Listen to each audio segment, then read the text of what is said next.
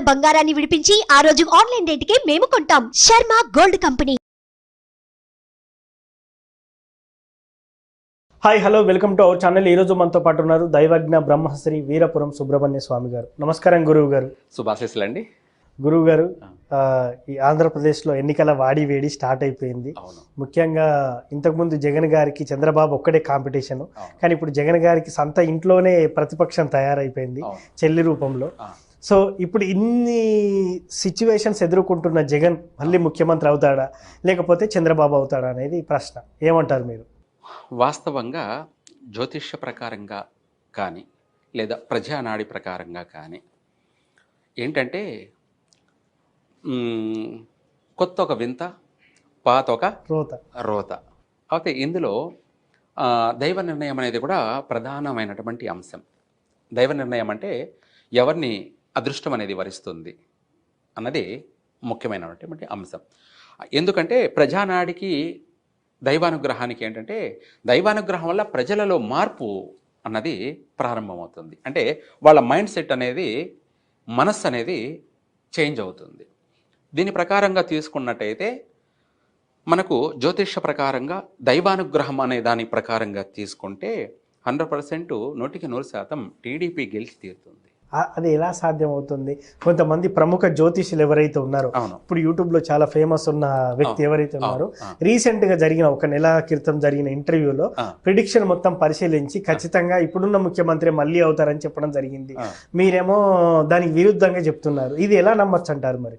వాస్తవంగా అయితే ఎవరు ఎన్ని అనుకుంటున్నా నేను చెప్పేది కరెక్టు అని నేను చెప్పను. ఎందుకంటే ఇక్కడ రాజకీయాల్ని, పాలిటిక్స్లో ఎవరైతే అధికారంలో ఉన్నారో వాళ్ళ గురించి చెప్పకూడదు, జ్యోతిష ప్రకారంగానే చెప్పాలి.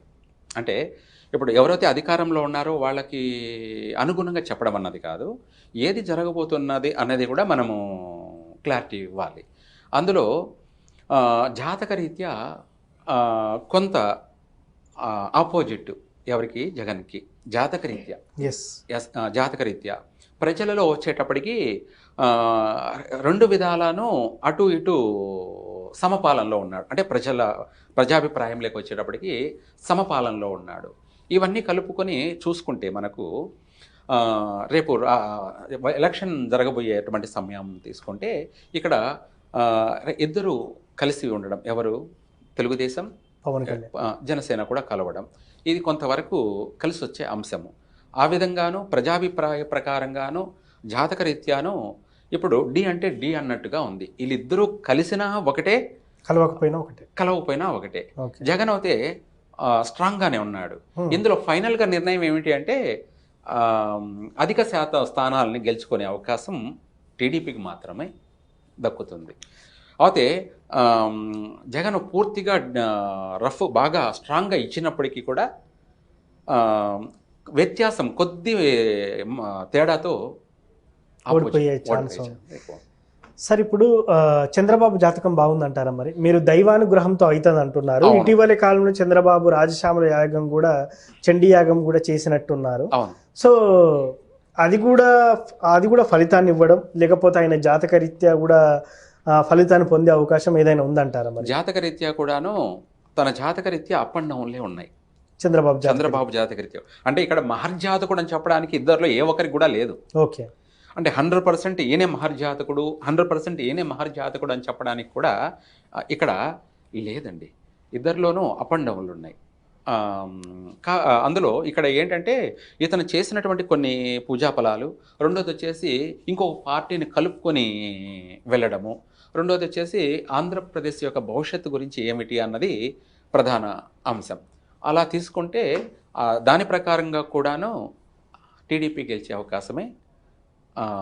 అంటే అతి తక్కువ శాతంతో మెజార్టీ, అంటే మన వైఎస్ఆర్సీపీ కన్నా కూడా ఒక తక్కువ. అంటే ఈ పార్టీ అనేది సపోజ్ మనకున్న స్థానాల్లో ఈ వైఎస్ఆర్సీపీకి మించి ఒక 10%, అంటే సపోజ్ ఇప్పుడు ఒక 50 స్థానాలు వైఎస్ఆర్సీపీ గెలుచుకునింది అనుకోండి, మిగతా స్థానాలన్నీ రెండు కలిపి గెలుస్తాయి. సార్, ఇక్కడ ఇంకో చిన్న సందేహం. ఇప్పుడు జగన్కు ప్రత్యర్థిగా ప్రతిపక్షంగా తన సొంత చెల్లి తయారైంది కదా, అవును. మరి ఆమె జాతక రీత్యా ఆమెకు రాజకీయ భవిష్యత్తు ఉంటుందంటారా ఈ క్రమంలో? లేదండి, అంతేనా? లేదు. ఆమె చాలా సందర్భాల్లో కూడా జస్ట్ ప్రచారాల వరకే ఉండడం, ఆ తర్వాత పోటీ చేయకపోవడం. ఇప్పుడు తెలంగాణలో రీసెంట్ గా పార్టీ పెట్టి పోటీ చేస్తా అని చెప్పడం, దాని తర్వాత చివరి మూమెంట్ లో విరమించుకోవడం. సో ఆంధ్రప్రదేశ్ లో కూడా అదే సిచ్యువేషన్ జరిగే ఛాన్స్ ఉందంటారా? అంతే. ఆమె ఆ పార్టీకి సపోర్ట్ చేసిన కాంగ్రెస్ లో విలీనం చేశారు కదా, కాంగ్రెస్ పార్టీ ఇంకా ఇప్పుడు నెక్స్ట్ గెలవడం అనేది సాధ్యం కాని పని అండి. సార్ అదే విధంగా ఇప్పుడు ప్రధాన పోటీగా చంద్రబాబు వర్సెస్ జగన్ అని అంటున్నారు. సో పవన్ కళ్యాణ్ కూడా మనము హీరోలు అని కూడా కొంతమంది అంటున్నారు. సో ఆయనది ఏమైనా పాత్ర ఉందంటారా సార్? మరి అంటే ఆయనకు కూడా గతంలో పోటీ చేసినా కూడా 2 చోట్ల ఎమ్మెల్యేగా ఓడిపోయిన పరిస్థితి ఏర్పడింది. సో ఇప్పుడు ఆయన రాజకీయ భవిష్యత్తు ఏమైనా ఉండబోతుంది అంటారా? అయితే ఈశ్వరికి టీడీపీతో కలిపి పొత్తు పెట్టుకున్నారు కాబట్టి ఈశ్వరికి తనకి కొంచెం మంచి అవకాశం, తన కీరోలు పోషించే అవకాశం ఉంది. ఎవరికి? పవన్ కళ్యాణ్. అది 100% జరుగుతుంది. సార్ ఆయన గెలిచే ఛాన్స్ ఉందంటారా ఇప్పుడు? అంటే ఈ ఎలక్షన్లో ఆయన ఇప్పుడు పొత్తులో భాగంగా పోటీ చేస్తే గెలుస్తారంటారా? మరి కొంతవరకు గ్యారంటీగా గెలుస్తాడండి. అంటే తను ఇంతవరకు తన స్థానాల్లోనే ఓడిపోయాడు. ఈసారికి మామూలుగా తను ఎమ్మెల్యేగా గెలిచే అవకాశం మాత్రం 100% జరుగుతుంది. సో జగన్ గారు నిజంగా ప్రతిపక్షానికి పడిపోయే ఛాన్స్ ఉందని మీరు అంటారు? అవునండి, జాతకరీత్యా. సార్ ఇప్పుడు చాలా మంది గెలవడం కోసం చండీ యాగం, రాజశ్యామల యాగం చేస్తూ ఉంటారు. గతంలో కేసీఆర్ ఎన్నోసార్లు చేశారు కూడా. సో అయినప్పటికీ కూడా ఓడిపోయారు. అదే ఇప్పుడు జగన్ గారు చేస్తే మళ్ళీ గెలిచే ఛాన్స్ ఉంటుంది అంటారా? లేకపోతే ఇది కర్మ సిద్ధాంతాన్ని బట్టి అనుసరించి ఉంటుంది అంటారా? ఎలా అంటారు? కర్మ సిద్ధాంతం వాస్తవం. అంటే చేసుకున్న వారికి చేసుకున్నంత మహాదేవ. ఓకే. మనం ఇక్కడ ఎన్ని యాగాలు చేసినా దాంతోపాటు మనకు గుడ్ టైం కావాలి, పాజిటివ్ ఎనర్జీ కావాలి. అంటే దైవానుగ్రహం అనేది, అంటే అది కూడా దైవానుగ్రహం కోసమే కదా. అంటే అందులో కూడా చేసే ఒక విధి విధానాలు అనేది ముఖ్యం అన్నమాట. ఇందులో వాస్తవంగా ఇద్దరి జాతక రీత్యా మనం చూసుకున్నట్టయితే ఏ ఒక్కరు మహర్జాతకులు అని చెప్పడానికి ఏం లేదు. కానీ ఇక్కడ ఇద్దరు పార్టీ కలిసి రావడం ఒకటి, రెండోది వచ్చేసి ఆంధ్రప్రదేశ్ భవిష్యత్తు గురించి ఆలోచన పరిగణలోకి తీసుకొని చూసుకుంటే తెలుగుదేశం పార్టీ కొంత మెజార్టీతో తను గెలిచే అవకాశం ఉంది. సో మొత్తానికి మళ్ళీ బాబు గారు ముఖ్యమంత్రి అవకాశం అవుతారు. సో మొత్తానికి మళ్ళీ బాబు గారు ముఖ్యమంత్రి అయ్యే అవకాశం ఉంది మీ మాటల్లో తెలుసుకున్నాం. Thank you very much. సర్వేజన సుఖినో భవంతు. చూసారు కదా, ఎలక్షన్ వేడైతే మొదలైంది. బట్ ఎవరో రిజల్ట్ అనేది కూడా మన గురువు గారు ముందే చెప్పేశారు. సో రిజల్ట్ కోసం మనం కూడా వెయిట్ చేద్దాం. Thank you.